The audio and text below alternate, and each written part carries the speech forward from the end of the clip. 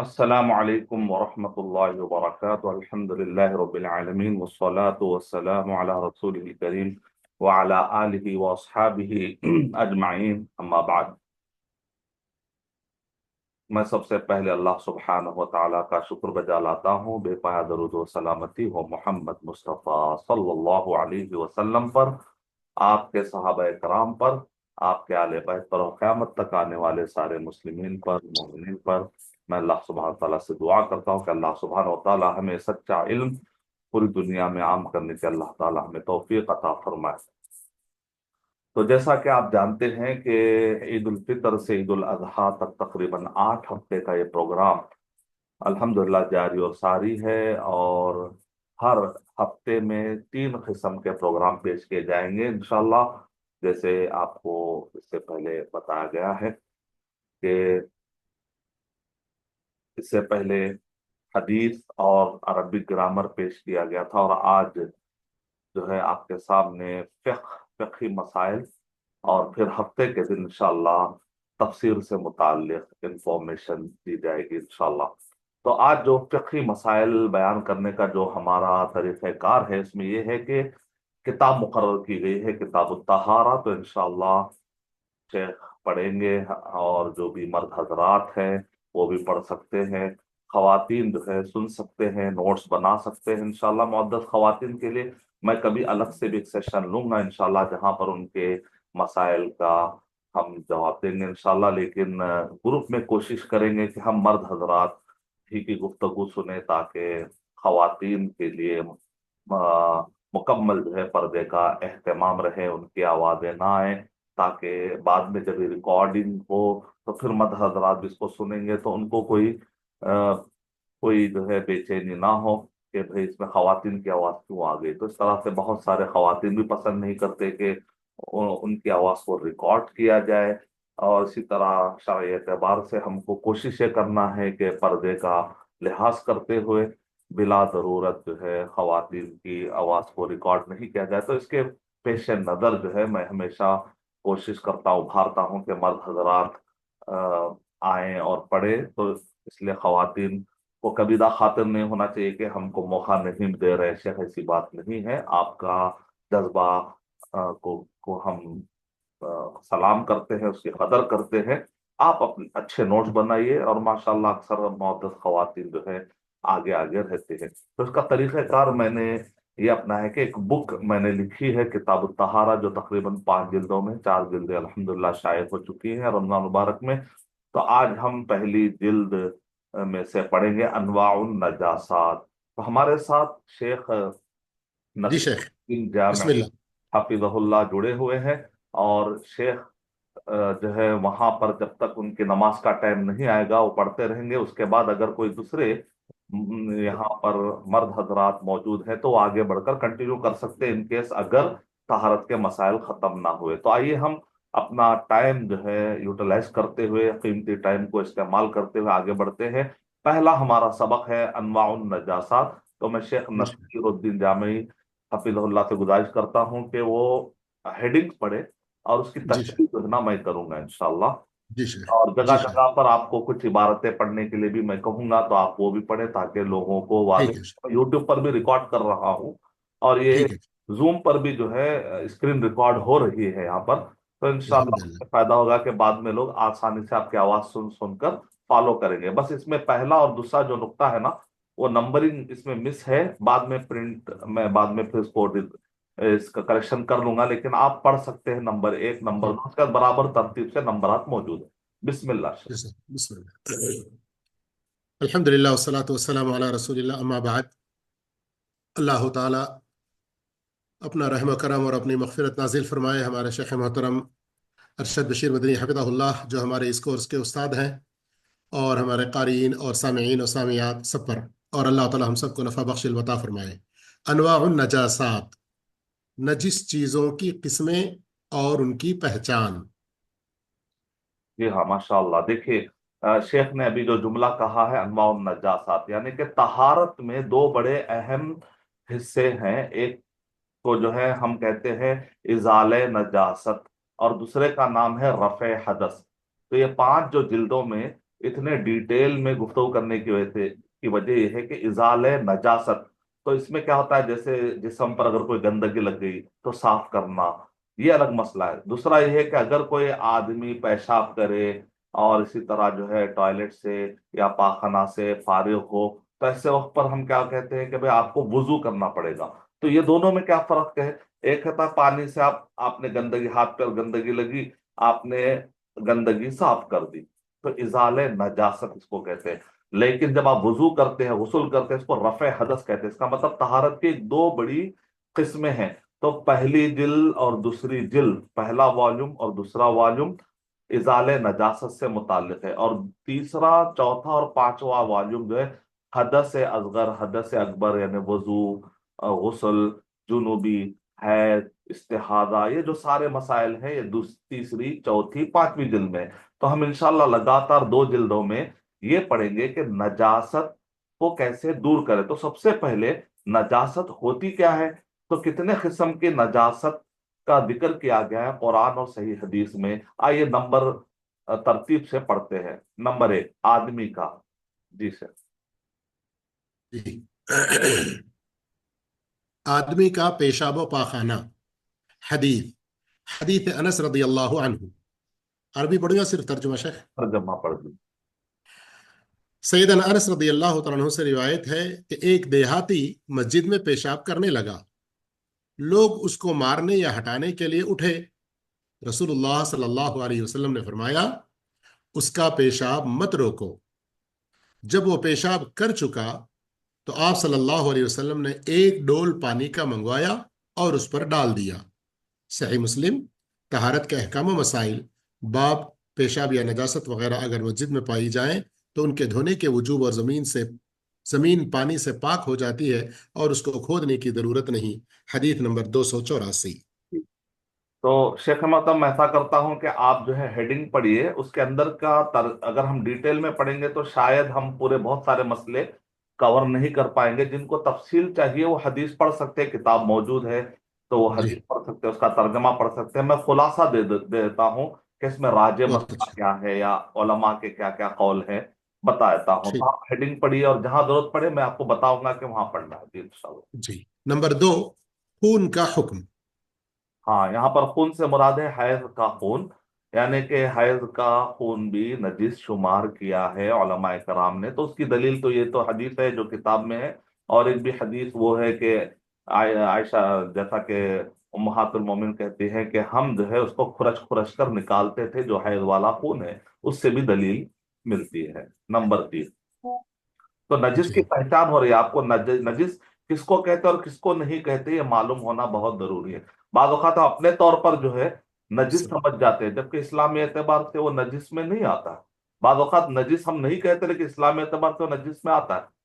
Number 3، number 3، انسانی جسم سے نکلنے والے حیض اور نفاس کے علاوہ خون کا حکم۔ ہاں یہ پڑھیے پورا۔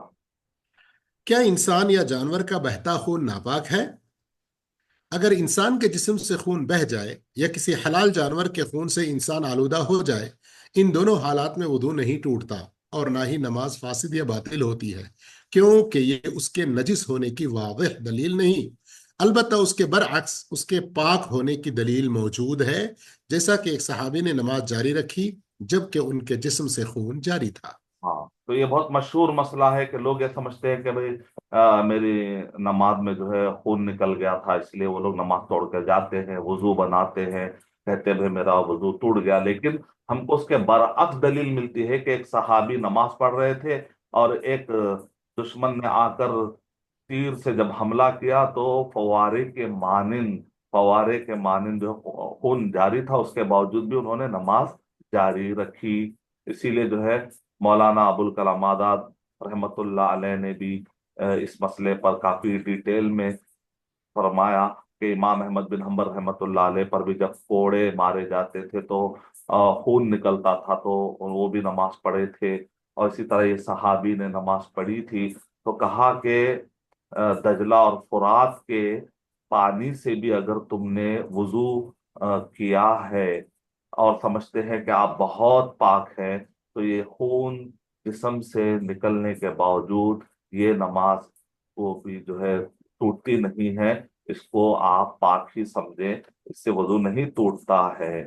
تو اس وجہ سے جو ہے بہت سارے اس کے لیے ایک حدیث بھی ہے اس کتاب میں ڈیٹیل میں، جو ابھی شیخ نے پڑھا ہے نا اس کا اشارہ، تو اس کی ڈیٹیل حدیث بھی میں نے کتاب میں ذکر کر دی ہے، تو آپ لوگ وہ پڑھ سکتے ہیں انشاءاللہ۔ تو صحابہ اور تابعین اس بارے میں ان کے کیا اقوال ہیں، پڑھتے ہیں، فتح الباری میں ہے۔ فتح الباری میں ہے، حسن بصری رحمہ اللہ نے کہا کہ مسلمان ہمیشہ اپنے زخموں کی حالات میں نماز پڑھا کرتے تھے۔ ہاں، کیونکہ جنگ ہونے کے بعد بہت سارے ایسے صحابہ ہیں، کسی کا ہاتھ ٹوٹا ہوا ہے، کسی کی ناک ٹوٹی ہوئی ہے، اور اس سے خون جاری رہتا ہے، اور زخم مندمل ہونے میں کافی دن لگتے ہیں، تو دن میں 5 مرتبہ نماز پڑھنی ہوتی ہے۔ تو ایسے کہا جائے کہ اگر خون بہے گا تو پھر نماز نہیں ہوتی، تو ایسا نہیں ہے، بلکہ مجاہدین تو نہ جنگوں کی حالت میں بھی نماز پڑھا کرتے تھے۔ جی۔ جمہور کا موقف پڑھوں؟ ہاں، امام بخاری۔ امام بخاری رحمۃ اللہ علیہ، امام احمد بن حنبل رحمۃ اللہ علیہ اور امام اسحاق رحمۃ اللہ علیہ اسی کے قائل ہیں، اور شیخ البانی رحمۃ اللہ علیہ نے تمام المنہ صفحہ 52 میں، اور شیخ نواب صدیق حسن خان رحمۃ اللہ علیہ اور شیخ البانی رحمۃ اللہ علیہ نے التعلیقات الرضیہ میں یہی موقف اختیار کیا ہے۔ جی، نوٹ۔ نوٹ: جمہور کا موقف یہ ہے کہ خون اگر اپنے نکلنے کے مقام سے نکل کر بہہ جائے تو وہ ناپاک ہے، لیکن محققین کہتے ہیں کہ دم مسفوح کے ناپاک ہونے پر کوئی واضح دلیل نہیں۔ شیخ ابن عثیمین، شیخ نواب صدیق حسن خان رحمۃ اللہ علیہ، امام شوکانی رحمۃ اللہ علیہ اور امام صنعانی رحمۃ اللہ علیہ اسی کے قائل ہیں، اور شیخ البانی رحمۃ اللہ علیہ نے کہا کہ جمہور کے اجماع کا دعویٰ ثابت نہیں ہے۔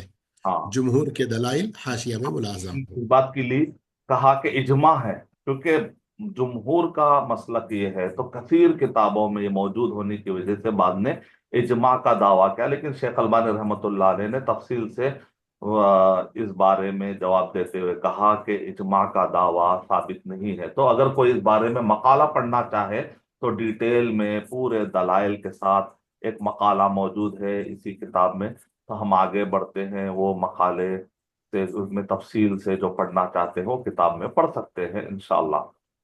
نجس کی چوتھی جی، قسم۔ نجس کی چوتھی قسم، ودی کا حکم۔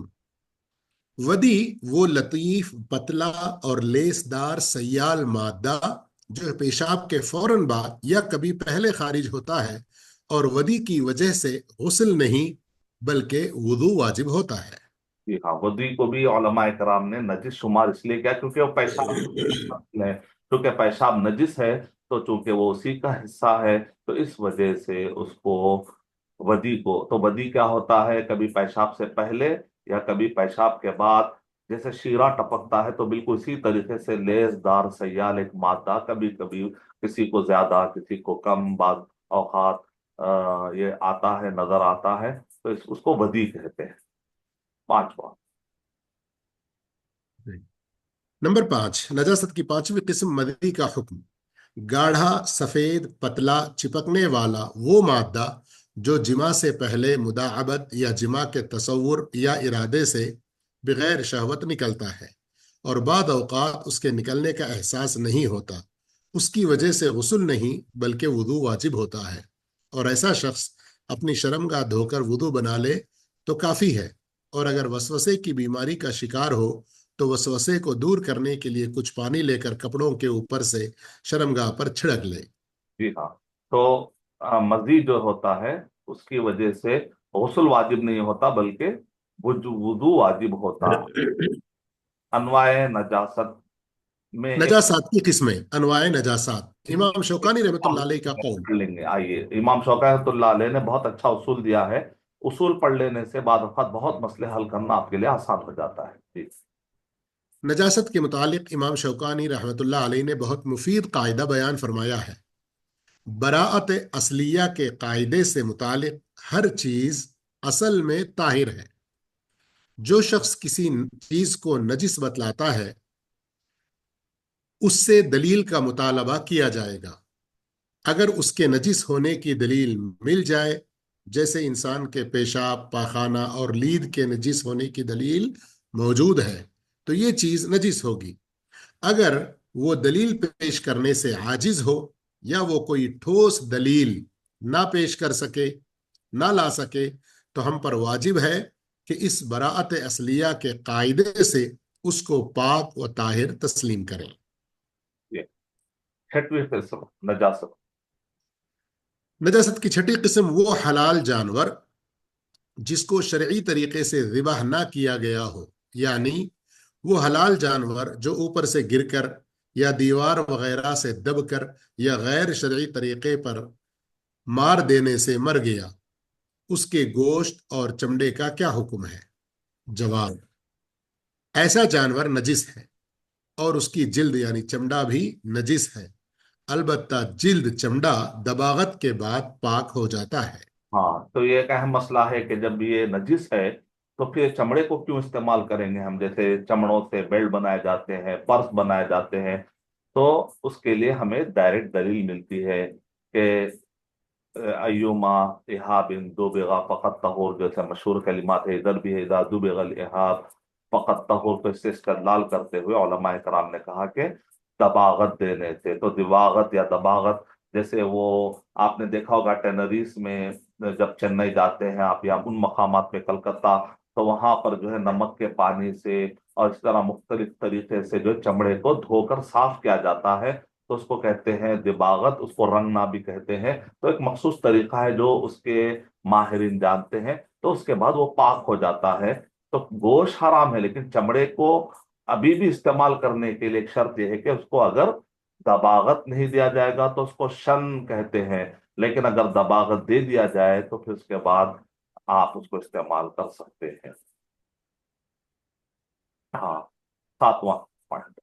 ساتویں قسم نجاست کی زندہ حلال جانور سے اس کی حالت زندگی میں کاٹی گئی چیز ناپاک ہے یا نہیں؟ اب یہ مسئلہ الگ ہے کہ ایک ہو گیا مر جانے کے بعد، تو اگر وہ حلال طریقے سے کاٹا گیا ہو تو ظاہر بات ہے اس کا چمڑا بھی حلال ہے، گوشت بھی حلال ہے، لیکن اگر وہ صحیح شرعی طریقے سے نہ کاٹا، جس کو ہم میتا کہتے ہیں، یعنی بکرا ایک حلال ہے لیکن غلط طریقے سے شرعی طریقے سے ذبح نہ کیا جائے، میتا کیٹیگری میں اگر آ جائے، تب بھی اس کا چمڑا جو اس وقت پر استعمال کیا جا سکتا ہے جبکہ اس کو دباغت دے دی جائے۔ لیکن اب سوال یہ اٹھتا ہے کہ بعض اوقات جاہلیت میں بعض لوگ ایسا کرتے تھے کہ زندہ جانور سے بھی وہ کچھ چیزیں کاٹا کرتے تھے۔ تو آئیے دیکھتے ہیں کہ زندہ حلال جانور سے کاٹی گئی چیزوں میں کون سی چیز حلال ہے اور کون سی چیز حرام ہے، وہ بھی دیکھتے ہیں۔ پہلا مسئلہ۔ پہلا مسئلہ، کسی زندہ سے کاٹی گئی چیز جبکہ اس میں خون ہو۔ ہاں دوسرا مسئلہ، بغیر خون والے زندہ حلال جانور سے جدا ہوئی چیز۔ ہاں، تو جیسے کوہان ہے یا اسی طریقے سے بعض بکروں کو جو ہے دم کے پاس جو گوشت بڑا ہوا ہے، تو یہ سب کاٹ لیا کرتے تھے، تو وہ اس کے بارے میں کیا کریں؟ پہلا، کسی زندہ سے کاٹی گئی چیز جبکہ اس میں خون ہو، تو نبی اکرم صلی اللہ علیہ وسلم نے اس کو بھی میتا کہا، یعنی کہ جائز نہیں ہے، اس سے آپ تکلیف دے رہے جانور کو، تو جانوروں کو ایسا تکلیف دینا اس طریقے سے جائز نہیں ہے۔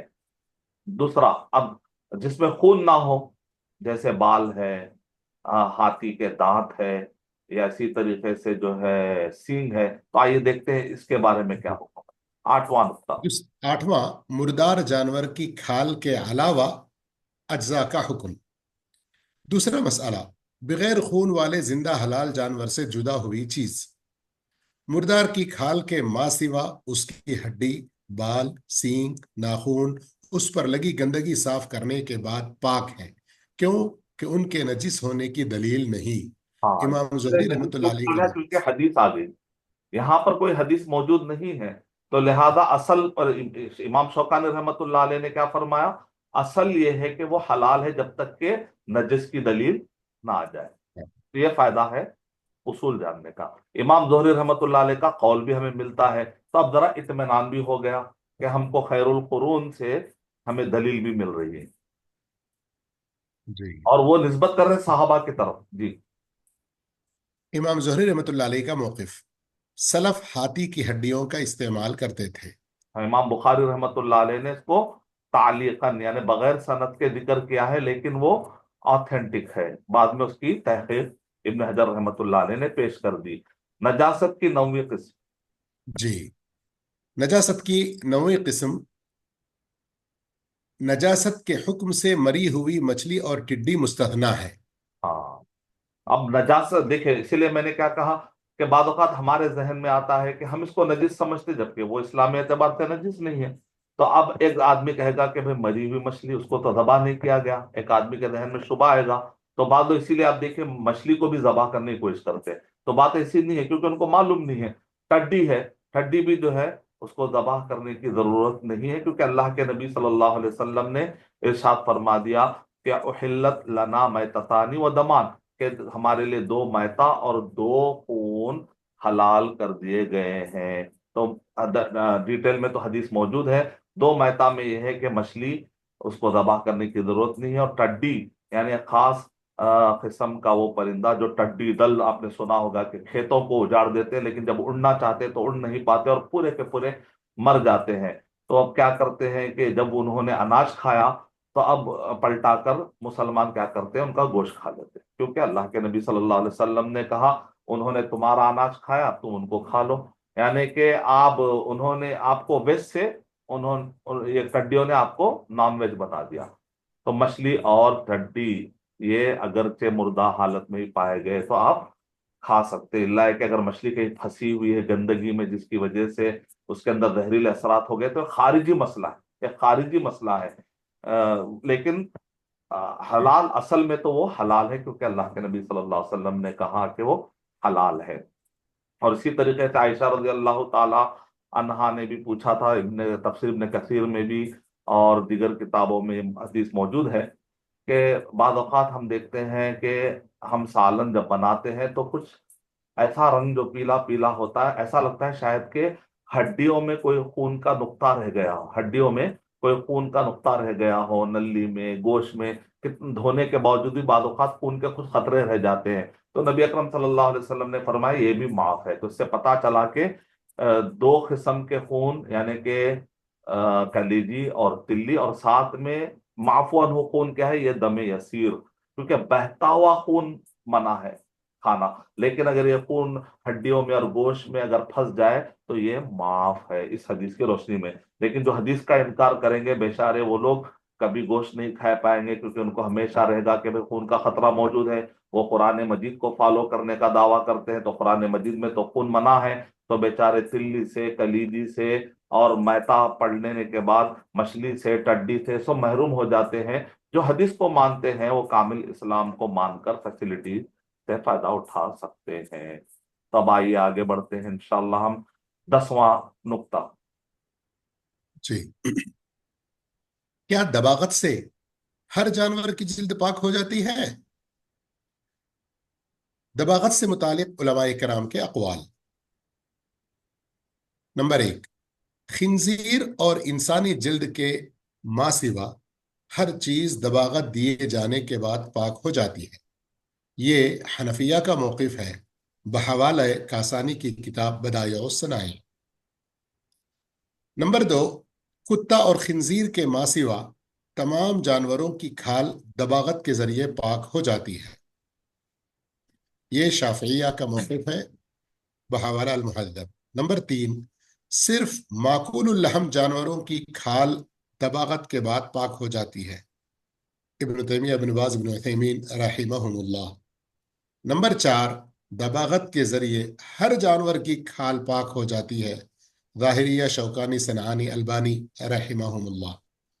नंबर 5, बाज़ अहले इल्म ने यह मौक़िफ़ इख्तियार किया कि अगर हलाल मुतबादिल मौजूद हो तो हराम जानवरों की खाल से एहतियात बरती जाए। तो ये 5 कौल को दिमाग में रखकर आप डिसीजन ले सकते हैं इंशाअल्लाह। 11वां नुक्ता। 11वां, इंसान मय्यत हो तो उसका क्या हुक्म है? आदमी का मुर्दार जिस्म, इंसान मय्यत हो तो उसके जिस्म के नापाक होने की कोई दलील नहीं, बल्कि बरअक्स दलील मौजूद है।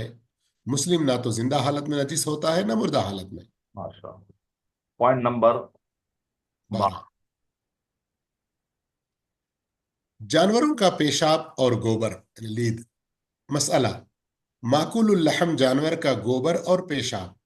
ये थोड़ा सा माकुल उल्लहम इस लफ्ज की कुल वजाहत कर माने देंगे शेख? वो जानवर जिनके गोश्त खाने की इजाजत है, जैसे बकरा है, गाय है, ऊंट है, ऊंटनी है। तो बकरा बकरी, गाय में नर और मादा, यानी जिसकी शरीयत में इजाजत मिलती है, मुर्गी है, जो भी चीजें जिनके इजाजत है, माकुल हम उसको कहते हैं। गैर माकुल हम यानी कोसली की बुनियाद पर चीरफाड़ करने वाले जानवर या पंजों की बुनियाद पर चीरफाड़ करने वाले परिंदे, इनको गैर माकूलुल लहम यानी जिनके गोश्त खाने की इजाजत नहीं है। तो इसलिए माकूलुल लहम और गैर माकूलुल लहम ये एक इस्तिलाह है जी। जी। हलाल जानवरों का पेशाब, बीट और गोबर नापाक नहीं है। हाँ, हलाल जानवर हलाल जानवर, बकरी। अगर आप बकरी बकरी चराने वाले जो हजरात होते हैं ना, तो वो लोग अपने रेवड़ में जहां पर बकरियां होते हैं वहीं पर जो मुसल्ला बिछा के नमाज पढ़ ले सकते हैं, क्योंकि उनकी जो मेंगनियां होती है और उनका जो गोबर निकलता है, तो इसको नजिस शुमार नहीं किया गया है। तो बहुत सारे लोग वही नमाज पढ़ते हैं, वही लोग नमाज पढ़ लेते हैं। क्यों? तो आप कहेंगे कि भाई वो तो घास खाते हैं, घास खाने के बाद जब उनका पैखाना निकलता है तो ये नापाक क्यों नहीं है? तो उसकी मिसाल ऐसी है, अगर आपने ग्राइंडर, आपके पास घर में ग्राइंडर होता, आप गोश्त से ग्राइंड करते हैं, तो इसी तरीके से अगर आपने घास डाल दी तो ग्राइंड हो गया, तो क्या घास को ग्राइंड करने से क्या वो नापाक हो जाता? नहीं होता। तो जानवर ने भी खाया और ग्राइंड करके चबा के उसकी भूख पूरी हुई, और वो जिसको हम कहते हैं लीद, गोबर, या इसी तरीके से मेंगनियों की शक्ल में निकला है, तो उसको ऐसे ही समझना चाहिए। इसी तरह से बहुत सारे मस्जिदों में आपने देखा होगा कि कबूतर, चिड़िया, और वो जो है गलादत करते हैं, टॉयलेट करते हैं, पाखना करते हैं पूरे। आप जाकर देखिए कई मशहूर बड़े बड़े जो किला नुमा मस्जिदें होती है, तो वहां तो पूरे पूरे जाय नमाज जो है गोबर यानी के गलादत से, टॉयलेट से, पाखना से, इतने सारे कबूतर होते हैं, वो कबूतरों की पूरी गलादत और पाखना से वहां पर जो है हौज भरे हुए होते हैं। और इसी तरह पूरे जितने भी हसीर होते हैं वो पूरे के पूरे भरे होते हैं, लेकिन उस पर लोग नमाज पढ़ते हैं, पढ़ते आए हैं। क्यों? इसलिए कि वो उसको नापाक शुमार नहीं किया गया। उसी बारे में गुफ्तगू हो रही है जी। इस बारे में चूंकि लोगों को ज्यादा तशवीश हो सकती है, इसलिए हम दलाइल भी थोड़े पढ़ने की कोशिश करेंगे जी। किताब में तो मौजूद है, शेख भी पढ़ेंगे इंशाल्लाह। हलाल जानवर मछली और पंजों से शिकार ना करने वाले हलाल परिंदे। हाँ, इसीलिए बाद लोग, हजरत भाई मेरे पास हमारे मस्जिद में हौज है, मस्जिद में मछलियां हैं। तो एक साहब को अचानक डाउट आ गया, मछलियां जो गिलादत करते हैं ना शेख, तो फिर वो तो टॉयलेट में, वो तो हौज में ही है ना, फिर हम उसी हौज से वुजू कर रहे हैं। तो मैंने कहा कि भाई मछलियों का या परिंदों का या कबूतरों का, इन सब की जो गिलादत है, ये हलाल जानवर है, तो इनकी गिलादत, इनका टॉयलेट भी पाक है, कोई बात नहीं जी। दलील, सैयद। दलील में जी। देखिए इब्ने क़य्यिम रहमतुल्लाह अलैह का कौल बहुत अच्छा जामे है, वो पढ़ने की कोशिश करेंगे। इब्ने क़य्यिम जी रहमतुल्लाह, जी। अल्लाह के नबी सल्लल्लाहु अलैहि वसल्लम ने बाद सहाबा को कहा जाकर कि तुम ऊंटनियों के जो है ना दूध और उनका पेशाब पी लो, और उसकी वजह से उनके पेट में एक बीमारी थी, वो बीमारी से उनको शिफा मिल गई। तो उस पर इब्ने क़य्यिम रहमतुल्लाह अलैह तबसरा कर रहे हैं। देखिए तर्जमा, इधर। जी सर, चलो, ऊपर छुप गया। कबीला औरैना और ओकल। कबीला औरैना और उकल के इस किस्से में हलाल जानवरों के पेशाब के पाक होने और उनसे इलाज और मुआलजे के जायज होने की सरीह दलील मौजूद है, क्योंकि हराम अशिया से इलाज करना। हाँ, दलील क्या दे रहे हैं? अगर वो हराम होता तो इलाज करना नाजायज होता, राइट? तो इससे दलील मिली कि इसका मतलब निकला कि वो हलाल। जी। नीज इस हदीस में यह दलील भी है कि ऊंटों का पेशाब पीने की इजाजत मरहमत फरमाने के साथ नबी सल्लल्लाहु अलैहि वसल्लम ने उन नौ मुस्लिम अफराद को अपने मुंह और कपड़े धोने का हुक्म नहीं दिया। और यह भी फिकी कायदा है कि जरूरत के वक्त बयान हुक्म को मुअख्खर करना जायज नहीं है। तो मसले के साथ साथ उसूल भी याद करते जाइए। उसका फायदा क्या होगा कि फ्यूचर में आपको बहुत सारे मसले, फिक्र भी, अपनी फिक्र बढ़ाइए, इस्तेमाल, कुव्वत इस्तेमाल, उसूल फिक्र, यहाँ पर बहुत सारे अकवाल हैं। मैं आगे बढ़ता हूँ। इमाम इब्न खुज़ैमा रहमतुल्लाह अलैह का बाप भी बड़ा प्यारा है जी। जी। इमाम इब्न खुज़ैमा रहमहुल्लाह इस मसले पर اس طرح باب قائم کرتے ہیں۔ اس دلیل کا بیان کہ جن جانوروں کا گوشت کھایا جاتا ہے ان کا پیشاب نجس نہیں ہوتا، اور اگر ان جانوروں کا پیشاب پانی میں مل جائے تو پانی ناپاک نہیں ہوتا۔ اور یہ بھی پڑھ لیجیے تاکہ لوگوں کو اطمینان ہو جائے کہ بعض اوقات بعض مسئلے سے تشویش ہوتی ہے تو دلائل پڑھنے سے تشفی ہو جاتی ہے۔ صحیح۔ سیدنا انس رضی اللہ عنہ کہتے ہیں کہ رسول اللہ صلی اللہ علیہ وسلم مسجد کی تعمیر سے پہلے نماز بکریوں کے باڑے میں پڑھ لیا کرتے تھے۔ معلوم ہوا کہ بکریوں وغیرہ کے باڑے میں وقت ضرورت نماز پڑھی جا سکتی ہے۔ صحیح بخاری کی یہ حدیث ہے۔ شیخ بن باز رحمۃ اللہ علیہ کا فتویٰ۔ جن جانوروں کا گوشت کھایا جاتا ہے ان کا پیشاب اور گوبر سب پاک ہے، جیسے اونٹ، گائے، بکریاں اور شکار کے تمام جانور۔ نبی کریم صلی اللہ علیہ وسلم بکریوں کے رہنے کی جگہوں میں نماز پڑھا کرتے تھے، اور جب عرنی قبیلے کے لوگوں کی مدینے میں طبیعت خراب ہوئی تو آپ صلی اللہ علیہ وسلم نے انہیں صدقہ کے اونٹوں کے پاس بھیجا تاکہ وہ ان کے پیشاب اور دودھ سے صحت یاب ہو جائیں۔ جب نبی صلی اللہ علیہ وسلم نے ان کو اونٹوں کے پیشاب پینے کی اجازت دی تو یہ اس بات کی دلیل ہے کہ وہ پیشاب پاک ہے، اور جب آپ صلی اللہ علیہ وسلم نے بکریوں کے رہنے کی جگہوں میں نماز پڑھی تو یہ بھی اس بات کی دلیل ہے کہ وہ جگہیں پاک ہیں۔ لیکن لیکن آپ صلی اونٹوں اللہ کے علیہ وسلم لیکن جی اونٹوں کے بارے میں لیکن آپ صلی اللہ علیہ وسلم نے اونٹوں کے رہنے کی جگہوں میں نماز پڑھنے سے منع فرمایا، مگر یہ نجاست کی وجہ سے نہیں تھا بلکہ کسی اور وجہ سے، ورنہ ان کا پیشاب اور گوبر پاک ہیں۔ اسی طرح گائے، بکریوں، شکار کے جانوروں، مرغیوں اور کبوتر کو پیشاب اور گوبر بھی پاک ہیں۔ ہاں، تو یہاں پر دیکھیں استثناء کیوں ہے کہ اللہ کے نبی صلی اللہ علیہ وسلم نے بکریوں کے مقامات پر تو پڑھنے کی اجازت دی لیکن اونٹنیوں کے باندھنے کی جگہ پر پڑھنے کی آپ نے اجازت نہیں، تو اس کی وجہ نجاست نہیں، کوئی اور وجہ ہے، کیونکہ اس کی دوسری وجہ علماء کرام نے الگ الگ بتائی ہے، تو وہ ایک مستثنیٰ ہم اس کو قرار دیں گے۔ جی، ہاں، مرغی نجاست کھاتی ہو۔ البتہ اگر مرغی نجاست کھاتی ہو تو وہ ناپاک ہو جاتی ہے، اور جب تک وہ 3 دن یا اس سے زیادہ پاک چیز نہ کھائے صاف نہیں ہوتی۔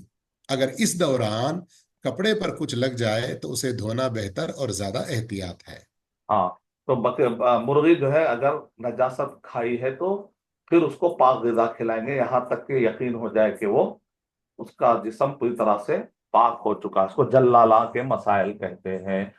تو یہ بھی ہاں، بعض علماء نے احتیاطاً ایسا کہا، جبکہ بعض اہل علم یہ کہتے ہیں کہ مرغی کی حد تک مستثنا ہے، دوسرے جانوروں میں البتہ جلالا کا ایسا مسئلہ پایا جاتا ہے، لیکن احتیاط کر لیا جائے تو بہتر۔ یہاں پر تفصیلی طور پر دلائل آ جائے۔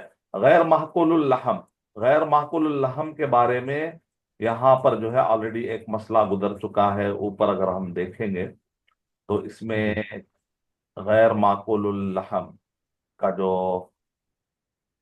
یہاں پر ایک حاشیہ، شاید آگے دیکھتے تو حاشیے میں اس میں کافی تفصیلی طور پر گفتگو ہو چکی ہے۔ غیر معقول اللحم چونکہ وہ حرام ہے، اس کا گوشت کھانا حرام ہے، تو اس وجہ سے اس کی جو لید ہوتی ہے اس کو بھی ناپاک شمار کیا گیا ہے۔ ہاں، یہاں پر دیکھیں روس غیر معقول اللحم، عربی زبان میں نیچے فتویٰ موجود ہے، اس میں بتایا جا رہا ہے کہ روس الحیوان غیر معقول اللحم روث الحيوان غير مأكول اللحم وبوله نجس، حدیث وهذا باتفاق المذاهب الفقهية الأربعة۔ ہاں، وہذا باتفاق المذاہب الفقہیہ الاربعہ، یعنی کہ چاروں فقہی مذاہب میں اس پر اتفاق پایا جاتا ہے۔ وحکی الاجماع علی ذلک، تو اجماع کی بنیاد پر یہاں پر علماء کرام نے قبول کر لیا ہے کہ جو بھی غیر معقول اللحم ہے، تو قیاس بھی کیا، بعض علماء کرام نے کہتا ہے قیاس، کیونکہ اللہ کے نبی صلی اللہ علیہ وسلم کے پاس صحابی انہوں نے جو ایک لید لائی تھی، اور وہ کس کی تھی؟ حمار کی، کس کی تھی؟ گدھے کی۔ تو اللہ کے نبی صلی اللہ علیہ وسلم نے اس کو پھینک دیا، کہا کہ یہ تو خود نجس ہے، یہ طہارت، اس سے طہارت کیسے ہوگی؟ تو آپ ڈھیلا، یعنی پانی نہ ملنے کی وجہ سے ڈھیلے سے نجاست دور کی جاتی تھی، جیسے پاخانہ صاف کرنا ہے تو 3 ڈھیلے لے کر साफ किया जाता है, तो आप ये जानते हैं। तो एक अल्लाह के नबी सल्लल्लाहु अलैहि वसल्लम ने अपने खादिम से कहा कि जाओ जाकर 3 ढेले लाओ।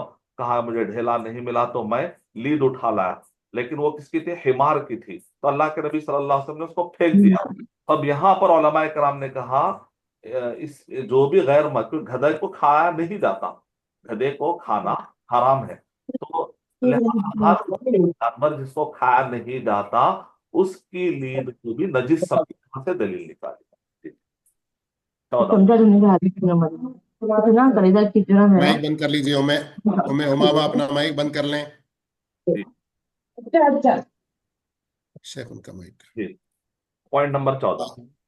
जी, पॉइंट नंबर 14, हलाल जानवर की ओजड़ी जिस्म पर लग जाए तो नमाज की सेहत पर कोई असर नहीं पड़ता।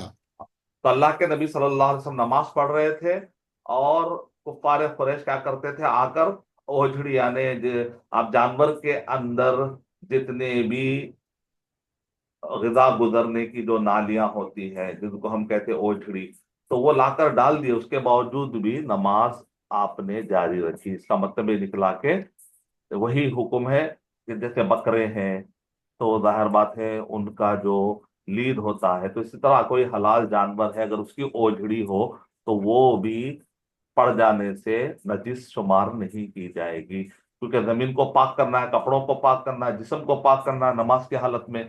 तो यहाँ पर माफ किया जा रहा है, यहाँ पर उसका मसला नहीं बताया गया। इसीलिए बाप क्या बांधा इमाम नसाई रहमतुल्लाह अलैह ने, अगर हलाल जानवरों का गोबर कपड़ों पर लग जाए तो, है ना, उसमें दलील देकर कहा कि कोई बात नहीं है। 15। शेख, आधे घंटे से ज्यादा हो गया शेख, तो अच्छा, हज का आप कब पढ़ेंगे? आप देखिए 15, वैसे ये तो जो है तकरीबन 24-25 है पूरे, तो आज अच्छा इतना अच्छा। ही काफी है ताकि लोगों को याद रहने में आसानी हो। क्या इतना काफी है? शेख, जैसे आप और मजीद तुल्लाब, कोई मर्द हजरात हैं पढ़ने वाले? थोड़ा सा मैं इजाजत लेना चाहता हूँ। बारक अल्लाह फीकुम शेखना, आपको जाना है माजरत के मस्जिद में? साथ। कोई और कंटिन्यू करना चाह रहे हैं पढ़ने के लिए, ताकि हम अभी ये भी पढ़ें या हज की बुक पढ़ेंगे उसके बाद? शेख आपका क्या मशवरा है? इसको अभी तहारत की फिर अगले हफ्ते इसको कंटिन्यू करेंगे और हज की बुक शुरू कर दूं मैं भी, या इसको मुकम्मल, मेरा मेरा ख्याल ये था कि अनवार नजासात मुकम्मल कर देंगे ताकि रिकॉर्डिंग हो जाए। ठीक है शेख, ठीक है, बिइज़्निल्लाह। कोई और कोई है? मर्द हजरात पढ़ने के लिए आगे आ रहे हैं? यहाँ पर तो कौन है मौजूद है? बहुत सारे हजरात मौजूद हैं लेकिन उनका माइक जो है ऑफ है। अस्सलाम वालेकुम शेख। मैं रीडिंग कर सकता हूँ शेख उर्दू की? जी पढ़िए, बिस्मिल्लाह। तो हज शुरू करेंगे, आप लोगों का क्या मशवरा है आप सबका? हज की बुक शुरू कर देंगे या तहारत की बात बुक अभी और भी अनवाए नजासात कंटिन्यू करेंगे?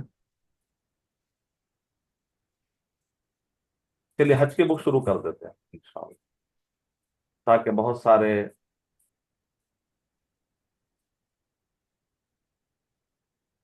मैं हज की बुक खोलता हूँ, उम्रे का तरीका। चलिए,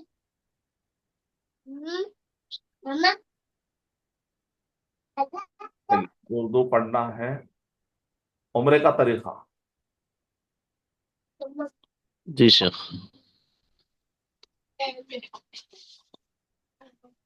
शुरू कर दूँ शेख यहाँ से? जी हाँ पढ़िए। बिस्मिल्लाह। उम्रा कुरान और सुन्नत की रोशनी में इहराम हज तमत्तो के लिए उम्रा करना ज़रूरी है, इसलिए हस्ब ज़ैल तरीक़े पर पहले उम्रा कर ले। हर उम्रा करने वाले को चाहिए कि नंबर 1। नंबर एक, ज़रूरत हो तो पहले बाल वगैरह काट ले, फिर गुस्ल करे और जिस्म पर खुशबू लगाए। नंबर दो, एहराम बांधे, यानी मर्द हजरात अपने बदन से आधा की साक़ित के मुताबिक सिले हुए तमाम कपड़े निकालकर बगैर सिलाए हुए तहबंद पहन ले और चादर लपेट ले। अफजल यही है कि एहराम सफ़ेद और साफ सुथरे हो। औरत अपने आम कपड़ों में ही रहे रहे वही उसका एहराम है, अलबत्ता वो लिबास ज़ेब व ज़ीनत और शोहरत व नुमाइश से खाली हो। ऐसी चप्पल जो टखने ना ढांपे मर्दों को पहनने की इजाजत है। जी हाँ, औरतों के लिए ऐसी कोई सख्ती नहीं है, लेकिन मर्दों के लिए है कि वो टखना ना ढांपे। तो 2 डाली वाले चप्पल जिसको हम कहते हैं ना, वो पहन, 2 डाली वाली चप्पल। आप जो पढ़ रहे हैं, आपका ये टी वाई डोर पढ़ रहे हैं? जी जी जी। जी जी। तो आप रोजाना आते रहिए, बहुत सारे जो मर्द हजरात पढ़ेंगे तो बेहतर है। जी। हाँ शेख इंशाल्लाह। ये नोट पढ़ूं शेख इसका। नोट: हवाई जहाज से जिद्दा जाने वाले हजरात जहाज में बैठने से कब्ल एहराम बांध सकते हैं, लेकिन मीकात पर पहुंचने के बाद मीकात पहुंचने के बाद एहराम के दिल में नियत करते हुए अल्फाज अदा करे। हाँ, यहाँ नोट: नियत। में क्या है, सिले हुए कपड़े का मतलब वो समझते हैं कि भाई कहीं भी तागा न रहना चाहिए। तो वैसा देखा है तो एहराम भी पूरे तागों से ही बना हुआ है, तो वो मुराद नहीं है। इसलिए जो है बाद लोग परेशान होते हैं कि जब वो लोग बेल्ट लगाते हैं तो तागे से कोने कोने उसके सिए हुए होते हैं, या छतरी होती है तो कोने में तागा होता है, या उनका वैलेट है या उनका कोई पर्स है तो परेशान आते हैं तो तागा मौजूद है। तो तागा या धागा ये मुराद नहीं है।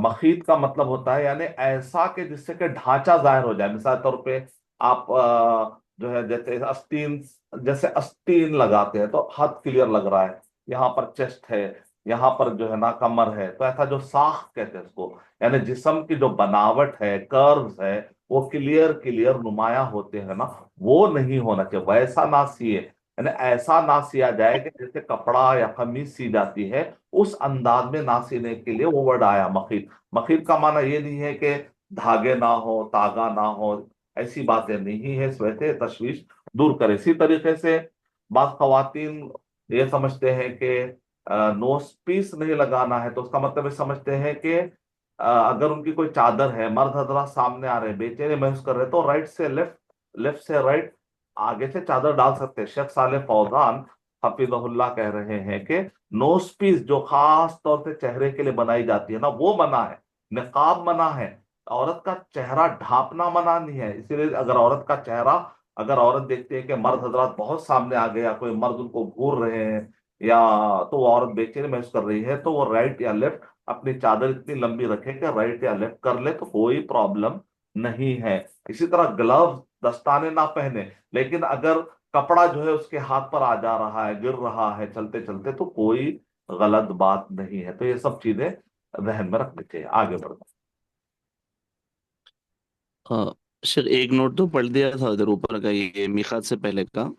तो सेकंड वाला पढ़ू ना। नोट: नियत सिर्फ दिल के इरादे का नाम है। नमाज और दीगर इबादत में नियत दिल ही से की जाती है, लेकिन सिर्फ हज और उम्रा में दिल से नियत के साथ जुबान से अल्फाज की अदायगी भी मतलूब है। तो जैसे नाक से हम सूंघते हैं, कान से नहीं सूंघते। जो खुशबू सूंघने का अमल जो नाक से होता है, कान से नहीं। तो इसी तरह नीयत दिल से होती है, जबान से जो होता है उसको तलफ्फुज कहते हैं। तो इसीलिए बाद लोग गलत फहमी में आकर ये समझते हैं भाई जबान से भी नियत करना है, इसीलिए कहते हैं मुंह मेरा काबे की तरफ, वास्ते अल्लाह के 4 रकात पढ़ रहा हूं मैं इमाम। तो ऐसा उर्दू में नियत नहीं होती है, ऐसा कोई सबूत नहीं, बल्कि उलमा इकराम ने इसको बिदात कहा है। तो फिर बाद लोग कहते हैं तो फिर जबाह करते वक्त पर आप बिस्मिल्लाह अल्लाह अकबर क्यों कहते हैं? फिर आप जो है एहराम बांधते वक्त पर अल्लाह लब्बैक अल्लाहुम्मा उमरतन क्यों कहते हैं? तो हम कह रहे हैं ये वैसे ही है जैसे नमाज पढ़ते वक्त पर आप दिल में नियत करते हैं और अल्लाह अकबर तकबीर तहरीमा करते हैं। दिल की नियत एक अलग इबादत है, जबान से तकबीर तहरीमा कहना एक जबान की बात है। तो यहाँ दिल की इबादत अलग, जबान की बात अलग। इसका मतलब ये नहीं कि आप जबान से नियत करें। तकबीर तहरीमा को किसी ने नहीं कहा कि जबान से आप नियत कर रहे हैं, बल्कि ये एक अलग ही बात है। तो बिल्कुल इसी तरीके से लब्बैक अल्लाहुम्मा उमरतन कह रहे थे, जबान से आप तलफ्फुज अदा कर रहे हैं, नियत तो दिल में ही होती है। इसीलिए मीकात और नियत ये जो है ना, मैंने वहां पर हेडिंग बांधी है। और इसी तरह बिस्मिल्लाह अल्लाह पर दिल में नियत होती है, और जबान से बिस्मिल्लाह ही अल्लाह अकबर अदा करते हैं। तो ये उसी वक्त पर जो दलील आती है वो करेंगे। जहां दलील नहीं आती हम अपनी तरफ से लॉजिक करके ऐड नहीं कर सकते। मीकात और नियत, पॉइंट नंबर 3। पॉइंट नंबर 3: मीकात पहुंचकर दिल में उम्रा की नियत करे और ये कहे, अल्लाहुम्मा लब्बैक उम्रा, या अल्लाह मैं उम्रा के लिए हाजिर हूँ। अगर ऐसा नहीं किया और आगे बढ़ गए तो फिर फिदिया देना होगा। एक बकरा जुबाह करके अहले मक्का के फुकराओं में तकसीम किया जाएगा। دیکھیں دل میں نیت کرنا یہ رکن ہے، اور میقات پر پہنچ کر اللہم لبیک عمرتن کہتے ہوئے زبان سے ادا کرنا یہ واجبات میں سے ہے۔ تو اس لیے دونوں ہے، رکن ادا نہیں ہوا تو پھر آدمی کا حج ہی نہیں ہوتا، تو رکن دل میں ہوتا ہے، تو دل کے اندر کی اہمیت الگ ہے، تلفظ کی اہمیت الگ ہے، دونوں میں اس سے ہی پتا چل رہا ہے۔ اگر کوئی دوسروں کی طرف سے عمرہ کر رہا ہو تو نیت کرنے کے ساتھ اللہم لبیک عمرہ عن، یا اللہ میں عمرہ کے لیے حاضر ہوں فلاں شخص کی طرف سے کہتے ہوئے عن کے بعد اس آدمی کا نام بھی لے۔ عمرہ آپ کسی کی طرف سے بھی کرتے ہیں، عمرہ بدل، حج بدل، لیکن شرط یہ ہے کہ پہلے آپ اپنی طرف سے فرض ادا کر لیے ہوں، تو آپ کا دوسرا یا تیسرا عمرہ ہو تو تب جو ہے آپ کسی اور کی طرف سے کر سکتے ہیں، اگر وہ مرحوم انتقال فرما چکے ہیں، یا اگر وہ زندہ بھی ہو تو اس حالت میں ہے کہ وہ سواری پر سوار نہیں ہو سکتے، سفر نہیں کر سکتے، اتنے زیادہ بیمار ہے کہ کبھی وہ اچھا ہونے کا ان کو چانس نہیں ہے، یا اتنے بوڑھے ہو چکے ہیں کہ طاقت نہیں ہے، تو تب ایسوں کی طرف سے بھی اجازت دی گئی ہے، ورنہ ہٹے کٹے کی طرف سے آپ عمرہ بدل نہیں کر سکتے۔ اگر مکہ مکرمہ پہنچنے میں کسی قسم کی رکاوٹ کا خدشہ ہو تو حج و عمرہ کو جانے والا نیت کرتے وقت یہ کہے اللہم محلی حیث حبستنی، یا اللہ تو مجھے جس وقت اور جہاں روک دے گا وہیں میرے لیے حج اور احرام سے نکلنے اور حلال ہونے کی جگہ ہے۔ پھر اگر وہ مکہ نہ پہنچ سکے تو بغیر دم دیے حلال ہو جائے گا، یعنی احرام کھول سکتا ہے۔ ہاں دیکھیے، اگر ضروری حاجیوں کو آپ بتانا ہے، آپ لوگ جو ہے نا کوشش، جو لوگ بھی یہاں پر کورس اٹینڈ کر رہے ہیں تو آپ ایسی نیت کر لیجئے کہ اے اللہ ہم جو ہے نا حاجیوں کو اس سال مسئلے بتائیں گے، آپ حج ہاؤس جائیں، جا کر بہت سارے حاجیوں کو بتائیں کہ بھئی نیت کرتے وقت پر ان کو جا کر دعا کریں۔ کئی لوگ کہتے ہیں بھئی میں حاجیوں کیا خدمت کر سکتا ہوں شیخ، تو آپ جو ہے پیسے، اگر آپ کے پاس پیسہ ہے تو آپ کتابیں جو ہم لوگ چھاپ رہے ہیں 5,000 کتابیں، تو آپ اس میں سے لے کر فری میں تقسیم کیجیے۔ اور آپ کہتے ہیں کہ میں اور بھی کچھ کرنا چاہتا ہوں تو آپ اللہم محلی حیث حبستنی، یہ دعا حاجوں کو یاد کروائیے، کہے کہ ضرور یہ کہہ لینا، ضرور یہ کہہ لینا۔ اس کا فائدہ کیا ہوتا ہے؟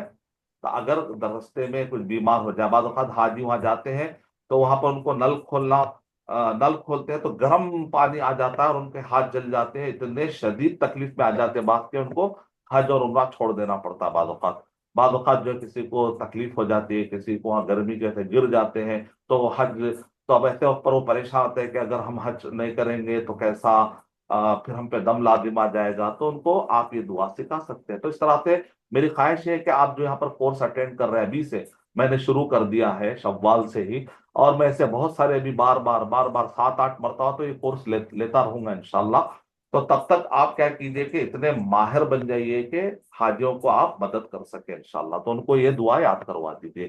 یہ دعا یاد کرنے کا، پڑھ لینے کا فائدہ یہ ہوتا ہے، اللہ لبیک اللہم عمرتن لبیک اللہم حجن کے بعد یہ دعا پڑھنے کا فائدہ ہوتا ہے کہ حاجی آرام سے اپنا احرام نکال دے کر وہ ڈسکنٹینیو کرنا ہے تو کر سکتا ہے، اس پر کوئی دم بھی لازم نہیں ہوتا۔ جی انشاءاللہ انشاءاللہ۔ اگر یہ حج نفل ہو تو اس حج کی قضا بھی نہیں، لیکن اگر فرض حج ادا کر رہا ہو تو اس سے حج ساقط نہیں ہوتا۔ جب مستقبل میں استطاعت ہو تو فرض حج ادا کرنا لازمی ہوگا۔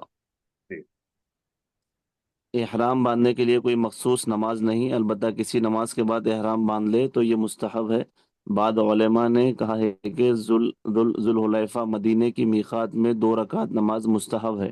یہ احرام کی نماز نہیں ہے بلکہ اس جگہ کی مخصوص فضیلت کی بنیاد پر ہے، واللہ عالم۔ تو احرام کی 2 رکعت ہے، آپ 2 رکعت نہیں پڑھے، 2 رکعت پڑھنے کے بعد احرام کی نیت کرنا، آپ کا احرام نہیں ہوا تو اپنی طرف سے دین میں کوئی زیادتی یا کمی نہ کرے۔ یا ایھا الذین آمنوا لا تقدموا بین یدی اللہ ورسولہ، اے اللہ، اے وہ لوگوں جو ایمان لائے ہو، تم اللہ اس کے رسول کے آگے مت بڑھو۔ یعنی لوگوں کو شریعت ایسی بتا رہے ہیں اپنی جیب سے نکال کر، اپنے کتابوں سے نکال کر، جو اللہ اس کے رسول صلی اللہ علیہ وسلم نے نہیں بتایا ہے، تو ایسا ہم کو نہیں کرنا چاہیے، بلکہ امانت داری کے ساتھ صحیح علم بتانا چاہیے لوگوں کو، اپنے طرف سے نئے نئے چیزیں ایڈ کر کے لوگوں کو پریشان نہیں کرنا چاہیے۔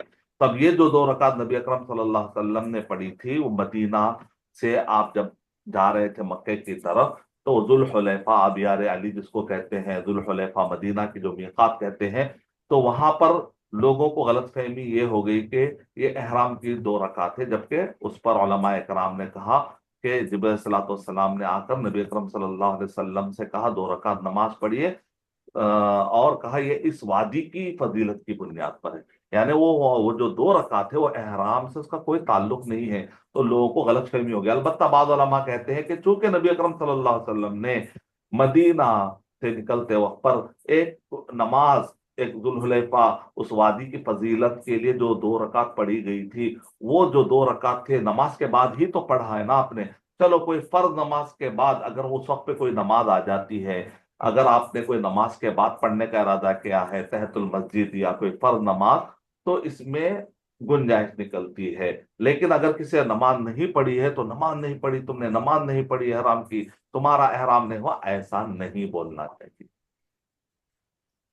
تلبیہ، پوائنٹ نمبر 4۔ تلبیہ پوائنٹ نمبر 4، احرام باندھنے کے بعد بلند آواز سے یوں تلبیہ کہے: اللہم لبیک اللہم لبیک لبیک لا شریک لک لبیک ان الحمد والنعمت لک والملک لا شریک لک۔ دیکھیں آپ حاجیوں کو یہ بھی یاد کرا سکتے ہیں، ٹھیک ہے، حاجیوں کو آپ یہ بھی یاد کروا تو بہت ساری مدد کر سکتے ہیں آپ حاجیوں کو۔ احرام کہاں ملتا ہے، اچھا کہاں ملتا ہے، لا کر بھی دے سکتے ہیں، ان کا سامان بھی جما سکتے ہیں، بڑی مدد ہو جائے گی۔ اس کا ترجمہ پڑھ لیجئے تاکہ ریکارڈ ہو جائے۔ میں حاضر ہوں یا اللہ، میں تیری بارگاہ میں حاضر ہوں، میں حاضر ہوں، تیرا کوئی شریک نہیں، میں حاضر ہوں، تمام تعریفیں تیرے لیے ہے اور تمام نعمتیں تیرے ہی جانب سے ہے، ساری کائنات میں تیری ہی بادشاہت ہے، تو اکیلا ہے، تیرا کوئی شریک نہیں ہے۔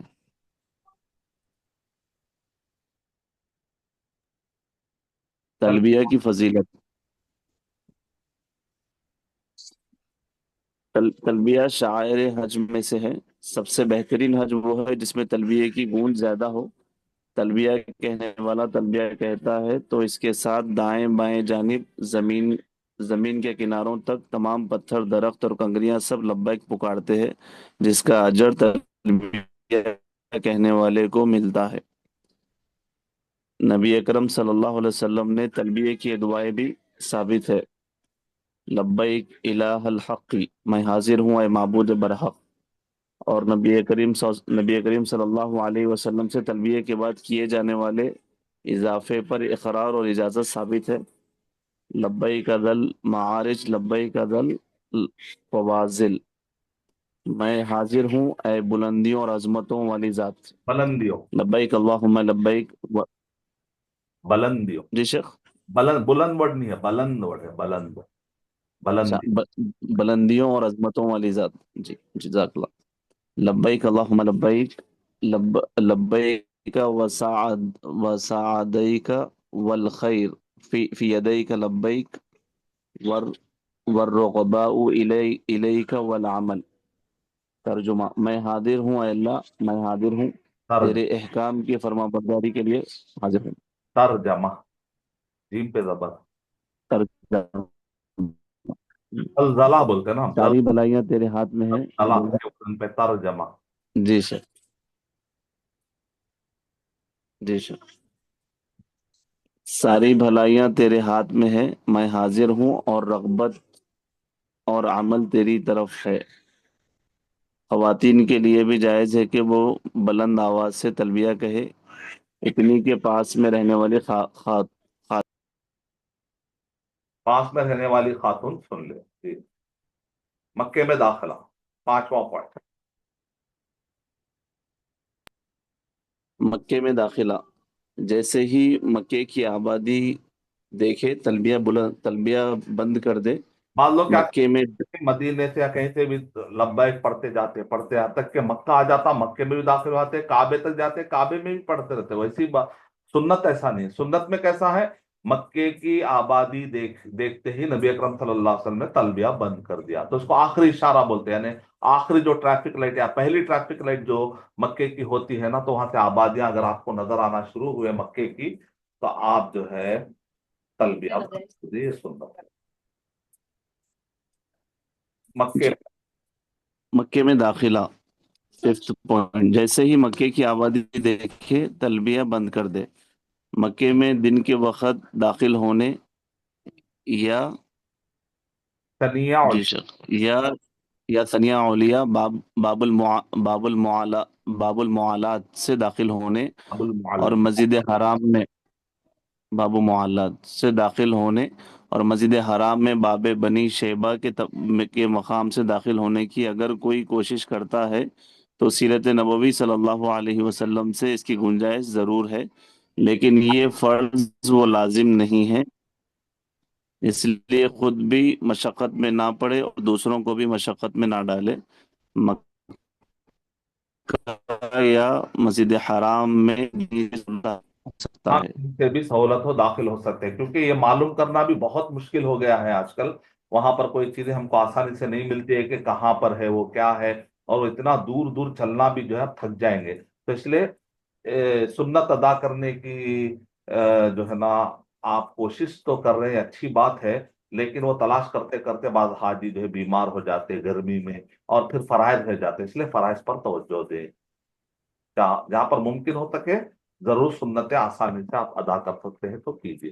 Point number 6۔ پوائنٹ نمبر 6، مسجد حرام، پوائنٹ نمبر 6، طواف سے پہلے وضو کرے۔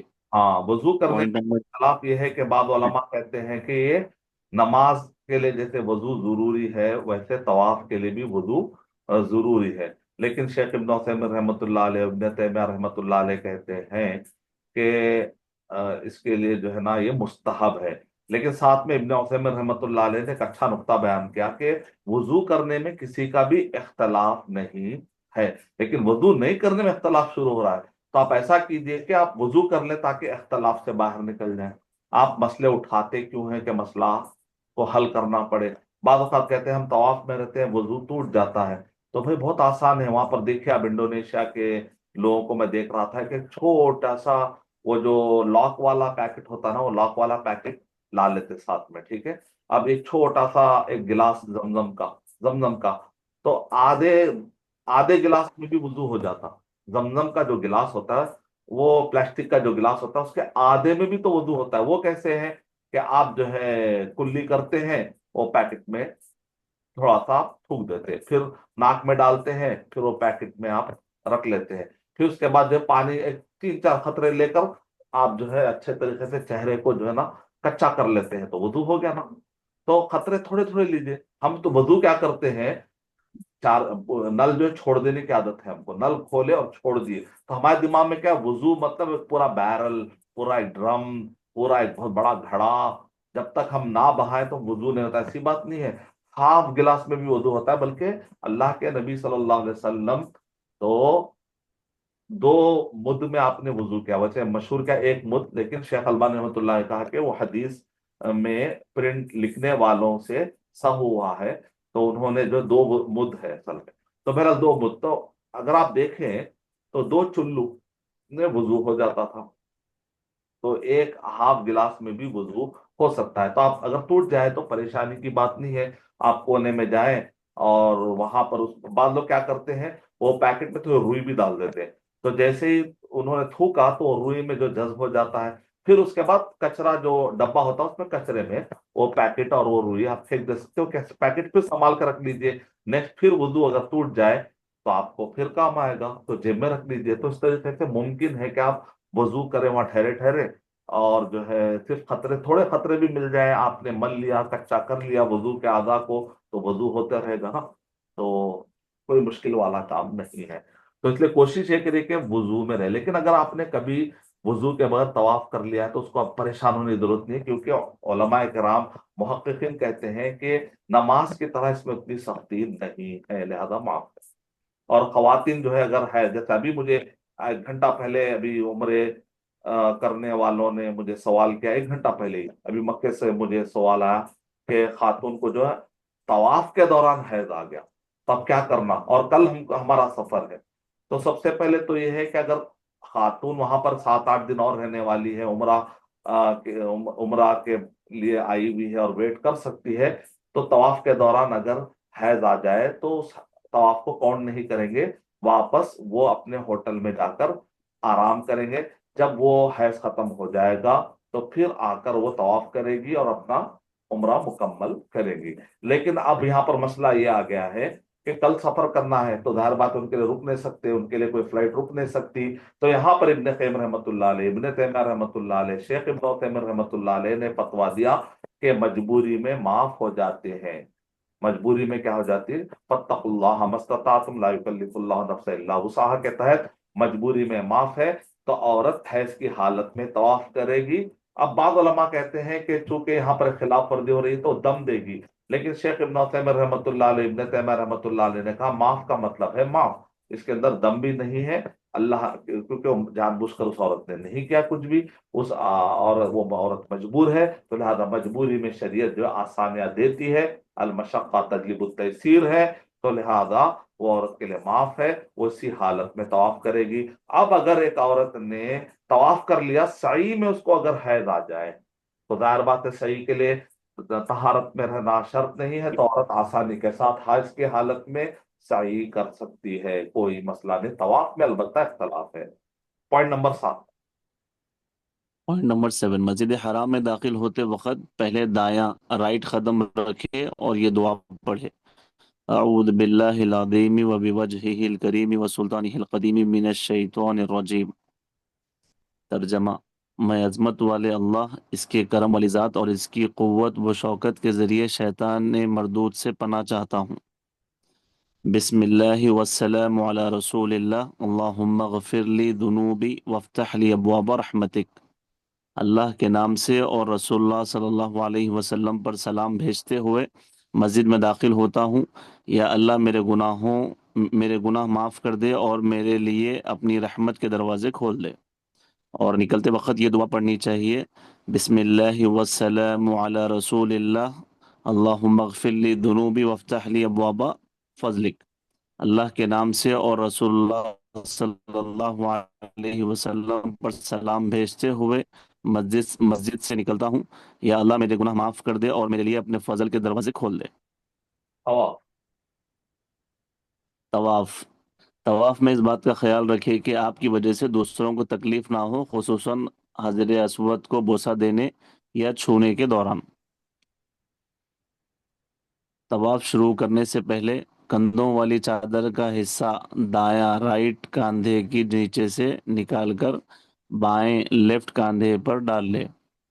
حالت استباع اختیار کرے. ٹھیک ہے، فوٹو میں بتایا جا رہا ہے کہ حجر اسود کو جو ہے کھلا ہے، لیکن نماز اگر اس دوران حجر اسود کو دائیں ہاتھ نماز کا ٹائم آ جائے تو پھر کاندھا ڈھکنا چاہیے، کہ نبی اکرم صلی اللہ علیہ وسلم نے ارشاد فرمایا کہ لا یصلین الرجل ولیس علی عاتقیہ شیء، آدمی نماز نہ پڑھے اس حالت میں کہ اس کے کندھے پر چادر نہ ہوتے. اس حدیث سے پتا چلا کہ بعض حاجی حضرات کندھا کھلا رکھ کے نماز پڑھتے ہیں، تو آپ ان کو کہیں، اشارہ کریں کہ کندھا ڈھانپ لو. وہ کہیں گے کہ میں تو طواف میں ہوں، تو کوئی بات نہیں ہے، نماز کے لیے ڈھانپ سکتے ہیں. جی حجر اسود کو دائیں ہاتھ سے چھو کر یا اشارے سے استلام کر کے طواف شروع کرے. کعبۃ اللہ کو دیکھتے ہوئے طواف کرنا اور دعا کرتے جانا جائز ہے. ہاں، بعض لوگ سمجھتے ہیں کہ کعبۃ اللہ کو دیکھنا جائز نہیں ہے، تعظیم ہے، کیسا ہم دیکھیں گے، یہ اللہ کا گھر ہے. تو ایسی بات نہیں ہے، بلکہ ابن عمر رضی اللہ تعالیٰ صحابہ کرام کہتے ہیں اللہ کے نبی صلی اللہ علیہ وسلم کعبے کو دیکھتے جا رہے تھے اور کہہ رہے تھے اے کعبہ تو کتنا عظیم ہے، اے کعبہ تیرا کتنا اونچا مقام ہے، لیکن مجھے معلوم ہے کہ تجھ سے اونچا مقام مسلمان کا ہے. تو مومن کا درجہ کیا ہے؟ کعبے سے بھی بڑا ہے. تو یہاں پر دیکھنا، حدیث میں کیا لفظ ہے؟ اللہ کے نبی صلی اللہ علیہ وسلم کعبے کو دیکھتے جا رہے تھے، تو اس سے ملی کہ دیکھنا جائز ہے. بعض لوگوں کے پاس غلط فہمی ہے کہ کعبے پہ پڑی جب پہلی نظر تو پہلی نظر کی ساری دعائیں معاف ہوتی. تو بعض لوگ کیا کرتے ہیں، آنکھ بند کر کے جاتے، بولتے کہ ذرا مجھے کعبہ قریب آیا تو میری آنکھ کھولو جب تک مجھے ابو لے کر جاؤ. تو بہت سارے خواتین بچیاں آنکھ بند کر کے چلتے، تو وہ پہلی نظر پڑتے ہی دعا قبول ہوتی. تو بیچارہ بندھا کیا کرنا، تو اندھے کی دعا قبول نہیں ہوتی. تو یہ سب خرافات ہیں، لوگوں نے اپنی طرف سے بنا لیا ہے، ایسی کوئی بات نہیں. صحیح حدیث یہ ہے کہ حاجی جو ہوتا ہے وفد اللہ ہے، اللہ کا وفد ہے، وہ واپس لوٹنے تک حاجی کی ہر دعا قبول ہوتی ہے. یعنی گھر سے نکل کر واپس لوٹنے تک ہر دعا قبول ہوتی ہے. صحیح حدیث میں کتنی وسعت ہے، اور جبکہ ضعیف اور من گھڑت یہ خرافات، ضعیف حدیث بھی نہیں ہے تو خرافات ہے. لوگوں نے بنا لیے ہیں، تو اس لیے صحیح حدیثوں کا چلن عام کرنا چاہیے۔ حجر اسود، حجر اسود نوٹ، حجر اسود کو بوسہ دینا اور اگر ممکن ہو تو اس ممکن تو اس پر پریشانی بھی رکھنا جائز ہے۔ آپ کی آواز نہیں آ بھی رکھنا، اور اگر ممکن نہ ہو سکے تو ہاتھ یا چھڑی سے۔ جی جی ابھی آ رہی شغباز، ہاں بارے ہاتھ یا چھڑی سے اس کو چھو لینا، اور جس سے چھوا ہے اس کا بوسہ لینا جائز ہے۔ ہاں اگر چھونا لوگوں کی بھیڑ کی وجہ سے مشکل ہو تو ہاتھ سے اشارہ کر دے، لیکن اشارے کی صورت میں ہاتھ کو بوسہ نہ دے، اور اشارہ کرتے اشارہ کرتے وقت کھلنے رفع کی طرح دونوں ہاتھوں کو بلند ہاتھ کرے، بلکہ ایک ہاتھ کا اشارہ حجر کو کرے۔ رائٹ اشارے سے کرنا۔ آپ کی آواز رک رک کر آ رہی ہے جی، تو اشارہ کر سکتے ہیں آپ ایسا، بسم اللہ جی اللہ، لیکن اشارہ کرے جب بوسہ لینے کی دلیل نہیں ہے، لیکن ہاتھ اگر لگے حجر اسود کو تو تب بوسہ لینے کی دلیل ہے۔ نوٹ، نوٹ، کعبے کو دیکھتے ہی ہاتھ اٹھانا اور دعا کرنا چاہیے، اور یہ دعا صحابی سے ثابت ہے، اللہم انت السلام ومنک السلام فحینا ربنا بالسلام۔ ترجمہ، یا اللہ تو سراپا سلامتی والا ہے اور تیری ہی جانب سے سلامتی ہے، تو اے میرے رب جسم اور روح کی سلامتی کے ساتھ ہمیں جینے کی توفیق دے۔ 8، حجر اسود کے چھوتے یا اشارہ کرتے استلام کے وقت اللہ اکبر یا بسم اللہ اللہ اکبر کہے۔ فضیلت، حجر اسود اور رکن یمانی کو چھونے سے گناہ دھل جاتے ہیں۔ قیامت کے دن اللہ تعالی حجر اسود لائے گا، اس کی 2 آنکھیں ہوگی جس سے وہ دیکھ رہا ہوگا، اور زبان ہوگی جس سے وہ بات کر رہا ہوگا، اس شخص کے حق میں گواہی دے گا جو اسے حق کے ساتھ استلام کیا ہوگا۔ زبان، حجر زبان، اس- آنکھیں دبر، زبان، زبان ہو۔ جی، حجر اسود جنت سے اتارا گیا پتھر ہے، وہ برف سے زیادہ سفید تھا، لیکن بنی آدم کی خطاؤں کے سبب سیاہ پڑ گیا۔ نہیں ہماری پوائنٹ نمبر 9، رکن یمانی، پوائنٹ نمبر 9، رکن یمانی کو صرف چھوئے، بوسہ نہ دے، اگر چھونا ممکن نہ ہو تو پھر اشارہ کیے بغیر نکل جائے۔ ہاں یہاں پر چھونا ہے، بوسہ دینے کی دلیل نہیں ہے۔ اور اسی طرح لوگ کیا کرتے ہیں، کعبے کے جو ہے نا سارے غلاف، ہر جگہ غلاف کو پکڑ کے دعا سمجھتے ہیں ہر جگہ غلاف کو پکڑنا ہے، نہیں، حجر اسود اور دروازہ ہے کعبے کا، وہاں پر چھونا، وہاں پر اپنے سینے کو لگانا، چمٹنا، ملتزم کہتے ہیں اس کو، اس کی دلیل موجود ہے، لیکن کعبے کے چاروں طرف جو چادر ہے، غلاف ہے، اس کو پکڑ کے دعائیں مانگنے کی کوئی دلیل نہیں ہے، تو لوگ اس کو ہاتھ لگائے تو سنت ہے ایسا سمجھتے، ایسی بات نہیں ہے۔ پوائنٹ نمبر 10، جی، پوائنٹ نمبر 10، رکن یمانی اور حجر اسود کے درمیان یہ دعا پڑھے، ربنا آتنا فی الدنیا حسنہ وفی الآخرۃ حسنہ وقنا عذاب النار۔ کدھر ہے؟ تو وہاں پر کلاک ٹاور جو بنا ہوا ہے، اس کے اوپر ربنا جی آتنا فی الدنیا حسنۃ فی الآخرۃ حسنۃ وقنا عذاب النار، اوپر وہ کلاک ٹاور میں نظر آتی ہے، وہ دیکھ کر آپ اندازہ لگا سکتے ہیں کہ آپ اب رکن یمانی کی طرف آ چکے ہیں۔ جی، جی، ترجمہ، اے اللہ، اے ہمارے رب ہمیں اس دنیا میں بھلائی عطا فرما اور آخرت میں بھی بھلائی سے نواز، اور جہنم کی آگ سے بچا، اور باقی طواف میں جو بھی قرآنی یا صحیح احادیث کی دعائیں یاد ہو وہ پڑھنا مسنون ہے۔ نوٹ، نوٹ، طواف کے لیے کوئی مخصوص دعا نہیں ہے، طواف کے دوران گفتگو جائز ہے، لیکن بلا وجہ بات چیت سے پرہیز کرے، عبادت پر توجہ دے۔ اگر اگر عورت حیض کی حالت میں ہو تو طواف نہ کرے۔ 1 لاکھ کا ثواب مسجد حرام کے لیے خاص ہے، مکے کی ہر مسجد میں اتنے ہی ثواب کا تصور کرنے میں احتیاط لازمی ہے۔ علیہ نے کہا مکے کی کوئی بھی مسجد میں پڑھیں گے تو 1 لاکھ ثواب ہے، لیکن شیخ ابن عثیمین رحمۃ اللہ علیہ نے کہا کہ نہیں، حدیث میں واضح طور پر مسجد الکعبہ کا ذکر آیا ہے، تو لہذا صرف مسجد حرام یعنی کعبے کو جو لگ کر مسجد ہے اسی کی فضیلت ہے۔ تو بعض اوقات ابن قیم رحمۃ اللہ علیہ کے استدلال مسند احمد بن حنبل کے الفاظ سے بھی بعض نے استدلال کرتے ہوئے کہا کہ اللہ کے نبی صلی اللہ علیہ وسلم ایک مرتبہ حرم کے باہر گئے تھے، نماز کا ٹائم آیا تو کہا کہ چلو حرم میں جا کر نماز پڑھتے ہیں، حرم کے باہر کیوں پڑھیں گے؟ تو اس سے پتہ چلا کہ حرم کی اپنی ایک اہمیت ہے۔ یقیناً اس سے حرم کی ایک اہمیت واضح ہوتی ہے۔ یقیناً حرم غیر حرم میں پڑھنے کے بجائے حرم کے حدود میں آ کر پڑھتے ہیں تو اس سے یہ ثابت ہوتا ہے کہ بڑی فضیلت والی شے ہے، لیکن اس سے یہ ثابت نہیں ہوتا کہ 1 لاکھ کا ثواب مل گیا، کیونکہ نبی اکرم صلی اللہ علیہ وسلم نے وہاں پر 1 لاکھ کا ثواب نہیں کہا۔ تو مسجد الکعبہ جب آ گیا، 3 مرتبہ آیا مسجد الکعبہ مسجد الکعبہ مسجد الکعبہ، اس وجہ سے شیخ ابن عثیمین رحمۃ اللہ علیہ نے ثابت کرتے ہوئے کہا کہ کوشش یہ کریں کہ آپ کعبے کو لگ کر جو راؤنڈ میں آپ کو مسجد ہو رہی ہے اسی مسجد میں جائیں۔ مکے کے دوسرے مسجدوں میں پڑھ کر اتنی دور سے آپ آئے ہیں تو کوشش یہ کریں کہ حرم کی مسجد میں جائیں، آپ جا کر وہاں کی مسجد سے 1 لاکھ ثواب بٹورنے کی کوشش کریں۔ Point number 11۔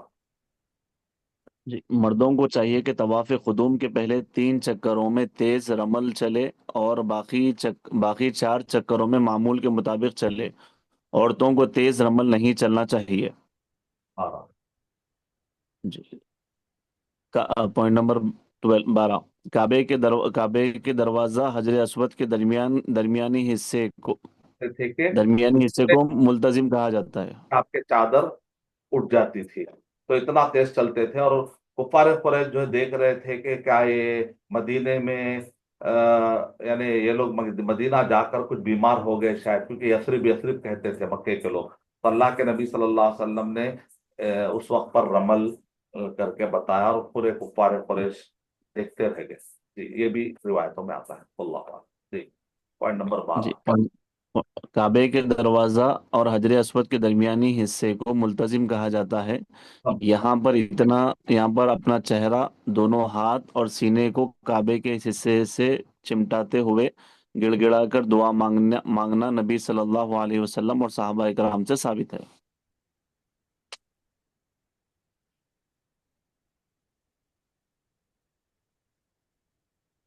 جی، پوائنٹ نمبر 13، اس طرح کعبۃ اللہ کے 7 چکر مکمل کرے۔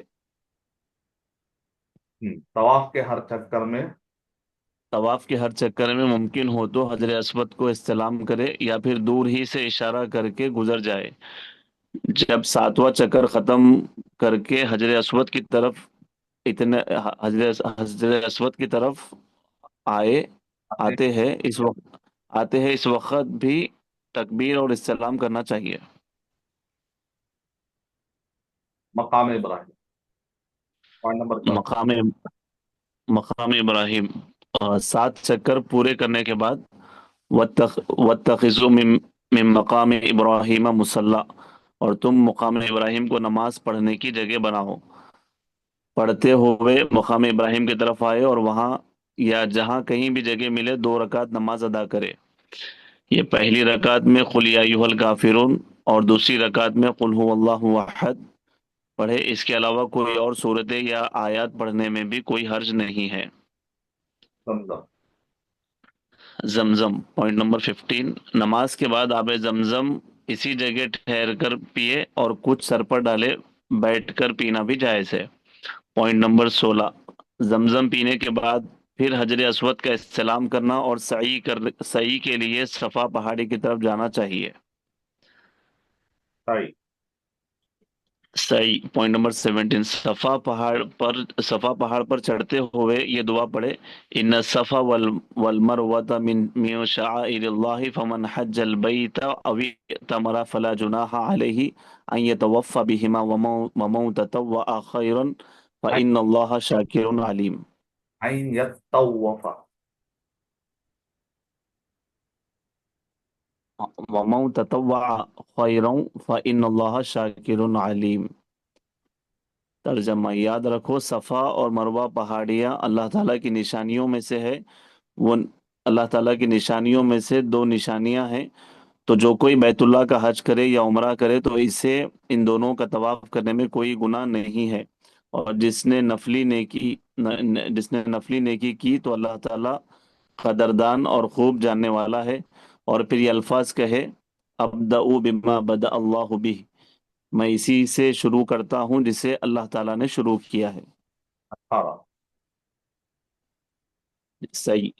پوائنٹ نمبر 18، صفا پہاڑی پر چڑھنے کے بعد قبلہ رخ ہو کر 3 مرتبہ اللہ اکبر کہے، پھر 3 مرتبہ یہ کلمات پڑھے: لا الہ الا اللہ وحدہ لا شریک لہ، لہ الملک ولہ الحمد یحیی ویمیت وہو علی کل شیء قدیر، لا الہ الا اللہ وحدہ انجز وعدہ ونصر عبدہ وہزم الاحزاب وحدہ۔ ترجمہ: اللہ کے علاوہ کوئی معبود برحق نہیں، وہ اکیلا ہے، اس کا کوئی ساجی نہیں، بادشاہت اسی کی ہے، تمام قسم کی تعریفیں اسی کے لیے ہے، وہ ہر چیز پر قدرت رکھتا ہے، اس کے علاوہ کوئی بھی معبود حقیقی نہیں ہے، وہ اکیلا ہے، اس اکیلی ذات نے اپنا کیا ہوا وعدہ پورا کیا، اپنے ماننے والے بندے محمد صلی اللہ علیہ وسلم کی مدد و نصرت کی، اور اپنے دین کی مخالفت کرنے والوں کو اسی اکیلے نے شکست دی۔ صفا اور مروہ کے درمیان خوب دعائیں مانگنا چاہیے۔ صفا اور مروہ پر پہلی بار ہی آیت پڑھے، بقیہ مرتبہ صرف دعائیں پڑھے۔ پوائنٹ نمبر 19، صفا سے سعی کا آغاز کرے، مروہ پہاڑی پر جانا اور اوپر دیے گئے 18 نمبر کے عمل کو دہرانا چاہیے۔ پوائنٹ نمبر 20، مرد حضرات سبز گرین نشانی کے درمیان تیز تیز چلے، عورتیں نہیں۔ Point number 21۔ صفا سے مروہ تک ایک چکر شمار کر کے اس طرح 7 چکر پورے کرے۔ نوٹ: اس طرح مروہ سے صفا دوسرا چکر شمار ہوگا، 7واں چکر مروہ پر ختم ہوگا۔ پوائنٹ نمبر 22، دوران سعی جو بھی قرآنی یا صحیح احادیث کی دعائیں یاد ہو پڑھتے رہے، یا کسی صحیح دعاؤں کی کتاب میں دیکھ کر پڑھے۔ سعی کے لیے وضو ضروری نہیں۔ صحیح میں کوئی اختلاف سعی میں یہ بھی صحیح ہو جاتا ہے۔ جی، سعی میں یہ دعا خالی بعض سنبھال کر رکھنے کی کوشش کرے، اس کے بعد 2 رکعت ہوتی نا، وہاں تک سنبھال کر رکھے، اس کے بعد وضو ٹوٹ جاتا ہے، ہوا خارج ہو جاتی ہے، تو گھبرانے کی بات نہیں ہے، صحیح کے لیے وضو ضروری نہیں۔ سعی میں یہ دعا بعض صحابہ سے ثابت ہے: رب اغفر ورحم انک انت العز الاکرم، میرے رب میری مغفرت کر اور مجھ پر رحم کر کیونکہ تو سب سے زیادہ عزت و کرم والا ہے۔ طواف سعی وغیرہ کے وقت دیکھا گیا کہ لوگ کیمرے سے تصویریں لیتے ہیں، یا یاد رکھیے یادگار تصاویر کا لینا ناجائز ہے اور حرم کی توہین ہے۔ طواف اور سعی کے دوران فرض نماز شروع ہو جائے تو طواف اور سعی چھوڑ کر نماز میں شامل ہو جانا چاہیے، نماز کے بعد باقی طواف اور باقی سعی مکمل کر لے۔ حلق اور تقصیر۔ حلق مانے پوری طرح سے بال، سر کے بال جو ہے شیو کر دینا، تقصیر مانے کٹنگ کرنا۔ جی، جی۔ پوائنٹ نمبر 23، سعی کے بعد یہ نقطہ حج تمتع کرنے والے۔ تھوڑا زوم کریے نا شیخ، بہت باریک دیکھ رہا ہوں۔ ابھی بڑا ہوا جی، تھوڑا بڑا ہے۔ اور بڑھانا۔ جی سر، بس حج تمتع کرنے والے عمرہ کے حج تمتع کرنے والے کے لیے عمرہ کے بعد بال کٹوانا بہتر ہے منڈوانے سے، بال کٹوانا جی بہتر ہے، کیونکہ اب تھوڑے دن کے بعد آپ کو حج آنے والا ہے، تو بہتر ہے کہ شیو کب کریں آپ بال سر کا؟ حج میں۔ تو بال کیا کرتے ہیں عمرے میں ہی آپ نے جو ہے پوری طریقے سے حلق کر لیا، اگر آپ نے گنڈو کر لی، پورے سر کے بال آپ نے جو ہے نا شیو کر لیے، تو پھر حج کے لیے اگر مان لیجیے ٹائم بہت قریب آ گیا تو پھر آپ کے پاس سر پہ بال ہی نہیں ہے نا، تو پھر خالی اس طرح گھما لیتے بال لوگ۔ تو اس کے بہتر کیا ہے، حج تمتع کرنے والے کے لیے عمرہ کے بعد بال کٹوانا بہتر ہے منڈوانے سے۔ دلیل کیا ہے؟ اسے شیخ البانی رحمہ اللہ نے استدلال کیا نبی اکرم صلی اللہ علیہ وسلم کے اس قول سے جو آپ نے صحابہ سے عمرہ کے بعد فرمایا فَلْيُقَصِّرْ ثُمَّ لِيُحَلِّلْ، ارواء الغلیل میں حدیث نمبر 1083 میں ہے، یعنی بال کٹواؤ تقصیر کر لو حلق نہیں. نوٹ: اہل علم نے وضاحت کی کہ عمرے میں بال کٹوانا اس وقت افضل ہے. کیا کہہ رہے ہیں؟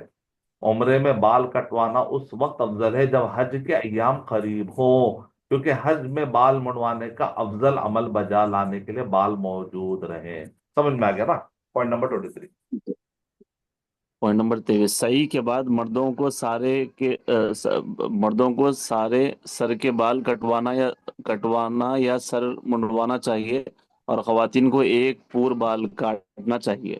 پور نہیں ہے، پاور. پاور بولتے ہیں. پاور یعنی یہ جو انگلی کے اوپر، یہ جو ہے نا، جی انگلی جی جی اوپر کا جو انگلی کا حصہ. جی سر، پاور. عمرہ اور حج کرنے والے ایک دوسرے کے بال نکال سکتے ہیں. اس طرح عورتیں ایک دوسرے کے بال ایک پاور کے برابر کاٹ سکتی ہے، چاہے مروہ پہاڑی پر یا گھر آ کر. عورتیں اس بات کا خیال رکھیں کہ کوئی نامحرم ان کے بال نہ کاٹے، محرم ہی کاٹے یا خود عورت کاٹ لے. پوائنٹ نمبر پوائنٹ نمبر 24، پھر احرام کی چادریں اتار کر عام لباس پہن لے. انشاءاللہ اللہ تعالیٰ اس طرح عمرہ قرآن و سنت کے طریقے پر مکمل ہوگا. الحمدللہ. سامعین کرام اور سامعات، الحمدللہ آج دو ٹاپکس اہم کور ہوئے. طہارت میں جو ہے نجاست کی پہچان پر تقریباً 24 سے بھی زائد جو نجاست کے قسمیں، اس میں سے 15 کی پہچان الحمدللہ آج حاصل ہوئی. باقی کے اگلے انشاءاللہ ہفتے میں انشاءاللہ پھر جمعرات کے دن اسی وقت پر ہم فقہی کلاس لیں گے، تو اس میں انشاءاللہ طہارت کے بقیہ مسائل ہوں گے. اسی طریقے سے حج کا طریقہ، آج جو عمرے کا طریقہ 24 کام کر لینے تھے عمرہ کے اعمال ختم ہو جاتے، اور 25 کام کرنے سے حج کے اعمال ختم ہو جاتے. تو انشاءاللہ اگلی مجلس میں ہم حج کے 25 اعمال کیا ہیں وہ جانیں گے. تو پھر دیجیے اجازت ارشد بشیر مدنی کو، اور آپ سب کا شکریہ. ہمارے پڑھنے والے شیخ نصیر الدین جامعی، آپ یہ بہت بڑے عالم ہیں، جید عالم ہیں، لیکن آپ نے پڑھنے کے لیے، لوگوں کی خدمت کے لیے آپ جو ہے پیچھے نہیں ہٹتے ہمیشہ. اللہ جزائے خیر دے، ان کے گھر والوں کی بھی رحمت برکت نازل فرمائے. پھر اس کے بعد ہمارے بھائی کا نام کیا ہے؟ ٹی وائی ڈور جی جی سر. نام آپ کا؟ جی تاج ہے سر میرا. جی، تاج ہے سر میرا، تاج الدین. بھی دعا کرتے ہیں کہ ان کے فیملی پہ اللہ تعالیٰ، ان پر ان کے فیملی پہ اللہ رحمت برکت نازل کرے. اسی طریقے سے اس سیشن میں حاضر ہونے والے سارے معزز مرد اور خواتین اور سب دینی کام میں جڑے ہوئے سارے ہی لوگوں کے لیے ہم دعا کرتے کہ اللہ تعالیٰ آپ پر، ہم پر، سب پر رحمت برکت نازل کرے، اور ہم کو زیادہ سے زیادہ فقہی مسائل، تفسیر، حدیث، عقیدہ، ہر مسئلے میں ہم کو علم سے بہراور ہو کر لوگوں کو سچا علم بتانے کی ہمیں کوشش کرنے کے اللہ ہمیں توفیق عطا فرمائے. مجھے امید ہے کہ اگلے سیشن میں اور زیادہ حاجی حضرات، ہم انشاءاللہ ابھی پریکٹس کر رہے ہیں نا، ابھی ہم یہ شوال میں کیا کریں گے، ایسے ہی پریکٹس کر لیں گے. پھر اس کے بعد جو ہے آپ سب جو ہے اور حاجیوں کو لے کر آئیے. پھر حاجیوں کے لیے مستقل طور پر ہم 2 گھنٹے، 4 گھنٹے کے کیمپ بھی منعقد کریں گے زوم کے ذریعے سے انشاءاللہ. خاص طور سے ایکسکلوزیولی چھٹی، جیسے سنڈے کو چھٹی ہوتی ہے تو اس وقت پر 4 گھنٹے کا ایک سیشن لیں گے. 2 گھنٹے عمرہ، 2 گھنٹے حج، اچھے طریقے سے سمجھائیں گے انشاءاللہ. تو آپ لوگ بھی بہت سارے لوگوں کو جمع کیجیے. انشاءاللہ 1-2 ہفتے کے بعد ہر سنڈے کو ہم ایک علمی سیشن مقرر کریں گے. جب تک آپ خوب لوگوں کو جمع کیجیے، آپ کے قریبی لوگوں کو بھی انشاءاللہ. تو پھر دیجیے اجازت ارشد بشیر مدنی کو، اور ضرور جو ہے ویب سائٹ پڑھتے رہیے www.abmqurannote.com. اس پر ساری کتابیں موجود ہیں. حج کی کتابیں، عمرے کی کتابیں جو ہے اردو میں ہیں، انگلش میں ہے، رومن میں ہے، گجراتی میں ہے، اور ہندی میں ہے، تیلگو میں ہے، اور بنگالی لینگویج میں ہے. تو آپ اس سے فائدہ اٹھائیے. لوگوں کو آپ انگلش میں بھی ہے، دور دور تک پھیلائیے انشاءاللہ. اور ابھی 5,000 کتابیں پرنٹر نے چھاپی ہے الحمدللہ.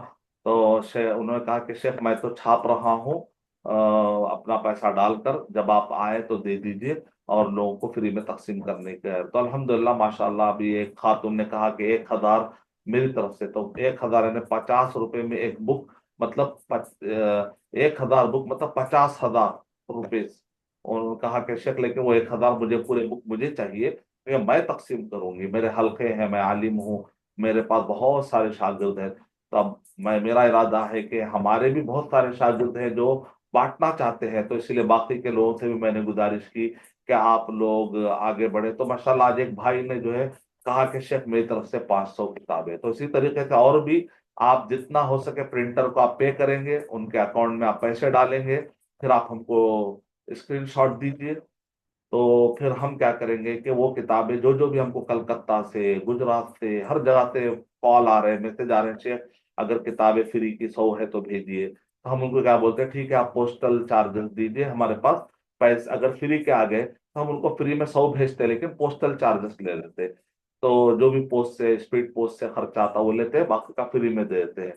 تو اس طریقے سے ہم کوشش کریں گے کہ فری میں تقسیم کریں. آپ لوگ بھی توجہ دلائیے، جو کوئی بھی اس کار خیر میں حصہ لینا چاہتے ہیں ثواب جاریہ میں، تو وہ اپنی طرف سے کوئی 100 کتابیں، کوئی 500 کتابیں، کوئی 1000 کتابیں ساتھ ڈونیٹ کرے، تاکہ ہماری خواہش یہ ہے کہ بہت سارے حاجی حضرات تو کتابیں پڑھتے ہیں لیکن ضعیف، من گھڑت سب پڑھ لیتے ہیں، لیکن صحیح صحیح آتھینٹک پورے حوالوں کے ساتھ، کبار علماء کے فتووں کے ساتھ. یہ کتاب مختصر بھی ہے، کلرفل بھی ہے، اور اس کو اسلام ہاؤس اور بڑے بڑے اداروں نے اس کو نمبر 1 کتاب کا لقب بھی دیا ہے. سعودی عرب کے اسلام ہاؤس نے اس کو نمبر 1 کا خطاب بھی دیا ہے. تو پھر ایسی کتاب کو ہم کو پھیلانے کی کوشش کرنی چاہیے، تاکہ حاجی حضرات جو صحیح صحیح طریقے سے عمرہ کرے، انشاءاللہ حج کرے. یہ مقصد ہے، ریاکاری مقصد نہیں ہے. اللہ تعالی ہم کو ریاکاری سے بچائے، اللہ تعالی ہمارے کاموں میں ایمان، اخلاص اور اتباع عطا فرمائے. آمین. وآخر دعوانا الحمدللہ رب العالمین. انشاءاللہ پھر اگلے ہفتے حج کا طریقہ ہم سیکھیں گے. پھر ضرور آئیے جمعرات کے دن انڈیا کے 9:30 بجے انشاءاللہ. السلام علیکم ورحمۃ اللہ وبرکاتہ.